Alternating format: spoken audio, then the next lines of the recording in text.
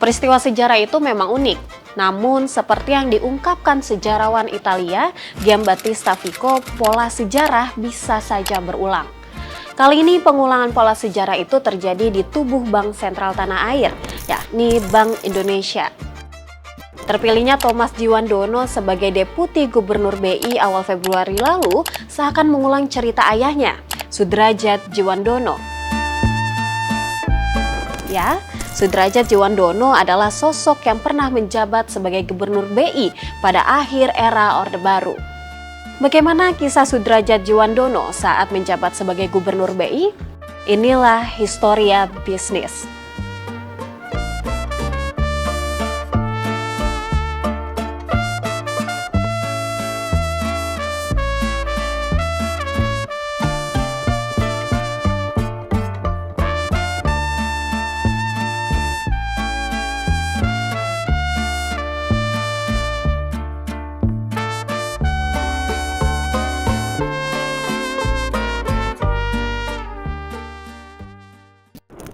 Senin 26 Januari 2026, Komisi 11 DPR RI menetapkan Thomas A.M. Djiwandono sebagai Deputi Gubernur Bank Indonesia. Saat itu, jika dibandingkan kandidat lainnya seperti Diki Kartikoyono dan Solikin M. Djuhro, terpilihnya Thomas memunculkan spekulasi di publik yang cukup ramai. Sepekan sebelum terpilih, saat namanya baru muncul sebagai kandidat, pasar merespon dengan pelemahan nilai tukar rupiah ke titik terendah sepanjang sejarah. Sentimen ini tak lepas dari adanya pertalian darah antara Thomas dengan Presiden RI Prabowo Subianto. Iya, kamu tidak salah dengar.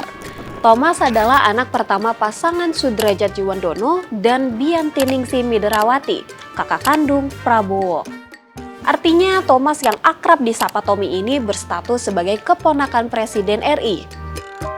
Seperti di awal narasi, sejarah itu unik, tapi polanya bisa berulang. Selayaknya penunjukan Thomas yang menuai sorotan publik, sorotan yang sama juga pernah terjadi pada ayahnya, Soedradjat Djiwandono. Yang menarik sorotan bukan karena penunjukannya, melainkan pemberhentiannya oleh Presiden Soeharto.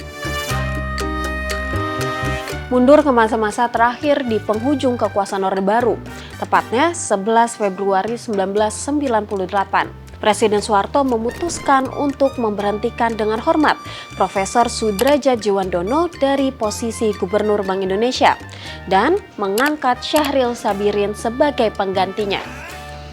Pemberhentian itu tentunya tidak melanggar aturan, sebab saat itu jabatan Gubernur BI masih setara dengan pejabat setingkat menteri dan menjadi bagian kabinet sehingga bisa diangkat atau diberhentikan Presiden.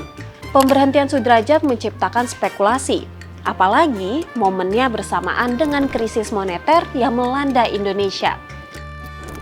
Murdiono yang saat itu menjabat sebagai Mensesnek menjelaskan, pemberhentian itu hal wajar mengingat ada kebiasaan masa jabatan Gubernur BI di Indonesia kurang dari 5 tahun. Diketahui Soedradjat telah mengabdi sebagai Gubernur BI sejak Maret 1993. Sebelumnya, Soeharto juga telah menginformasikan langsung keputusannya dengan memanggil Soedradjat ke cendana.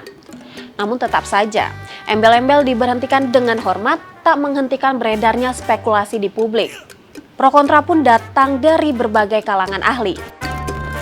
Mantan Direktur Pengawasan BI Marianto Danusaputro memandang ada sesuatu hal penting di balik pemberhentian yang dilakukan 2 minggu menjelang demisioner Kabinet Soeharto. Bankir dan Vice Presiden Bank BNP Lipo saat itu, Priasmoro Prawiroharjo, juga menyatakan kecurigaannya. Menurut Priasmoro, penghentian Soedradjat berkaitan dengan pandangannya terhadap penerapan CBS di Indonesia.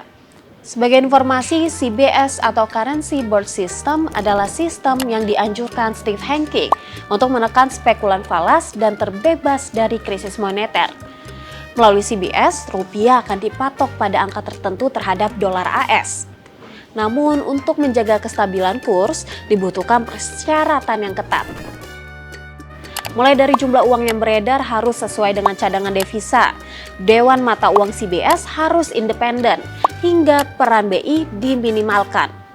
belum sempat dijalankan, CBS mendapat penolakan dari banyak pihak, termasuk IMF, Bank Dunia, bahkan kelompok G7.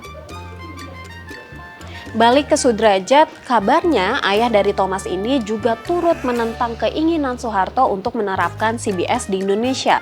Pandangan Sudrajat dengan Soeharto untuk menghadapi krisis moneter mulai terlihat berbeda. Sudrajat tanpa ampun menutup puluhan bank bermasalah di saat Soeharto enggan melakukannya.